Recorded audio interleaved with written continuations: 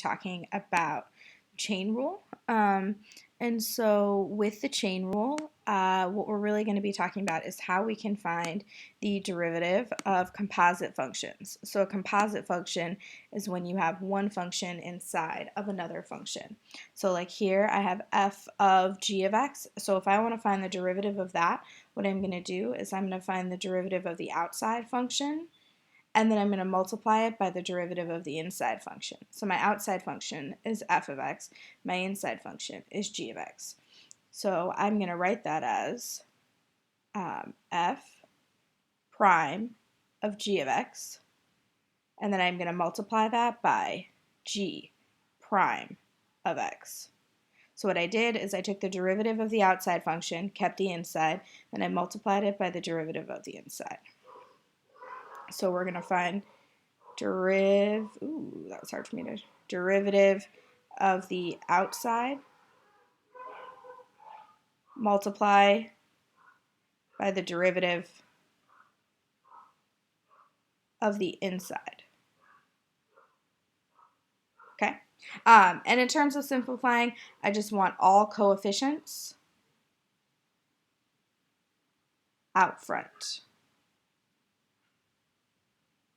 Okay, so we have a couple of examples that are just going to pop up time and time again.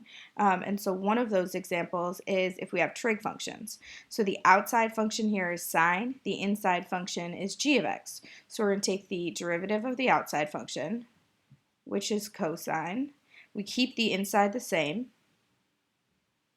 Now we're going to multiply this by the derivative of the inside. The derivative of g of x is g prime of x. All right, this is going to work with all other trig functions. So this could work with cosine, this could work with tangent, it could work with secant, cosecant, cotangent. It's going to work with all other trig functions. All right, so another example is if we have the natural log of g of x. So we do the outside function first. So the derivative of the outside function is 1 over whatever is in the inside, which is g of x. And then we're going to multiply that by the derivative of the inside. The derivative of g of x is g prime of x. And we can write that, if we want, as g prime of x over g of x. So g prime of x over g of x. All right, so what we're going to have next, well, you can hear my dog in the background. So what we're going to talk about next is if I have a function, g of x, and we are raising it to the nth power, so some power. So the outside function is having something being raised to the n power. The inside function is g of x. So the derivative of the outside function is to take n and multiply it by the coefficient of the front, and then keep what's inside here the same, and then subtract 1 from n. So I'm going to have n times g of x, and now instead of it just being to the nth power, it's going to be to the n minus 1, because that's what we do with derivatives. So I have taken the derivative of the outside function, and now the derivative of the inside function is just going to be so times g prime of x. All right, so this is going to apply anytime we have another exponent, but I also want you to think about how if we had sine squared of x, what that really means is that you have sine of x to the second power. This would apply here too. I would take the 2, I'd multiply it out front, then I'd have sine of x to the 1, and then take the derivative of the inside, which is sine, so the derivative would be cosine. So this is going to work anytime we have like a big coefficient out here. All right, the last one is if we have e functions. So I take the derivative of the outside function, which is just e to the exponent, so that's going to stay the same. So e to the g of x, and then I'm going to multiply that by g prime of x. This will also work if we have anything where you're going to have a to the x or a to the g of x. All right, so let's take a look at a few different examples. Sorry about that. So if I had the derivative of sine of 5x to the 6th, the outside function is sine, the inside function is 5x to the 6th. So the derivative of sine is cosine. I keep whatever's inside the same. So it's going to be cosine of 5x to the 6th.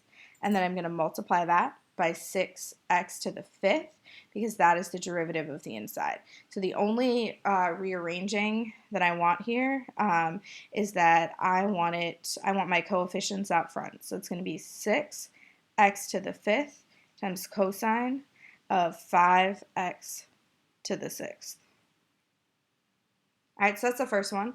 Our second one is an e function, so I need to do just the regular derivative of e to the x squared, which is just going to be e to the x squared. Then I need to multiply it by the derivative of the inside function, which is that exponent, so times 2x. So I'm going to have y prime is equal to 2x e to the x squared, because again, I want all these coefficients to come out front. All right, let's do some more examples. Okay, so now we have a couple of trig function stuff. So my outside function here is cosine, my inside function is sine.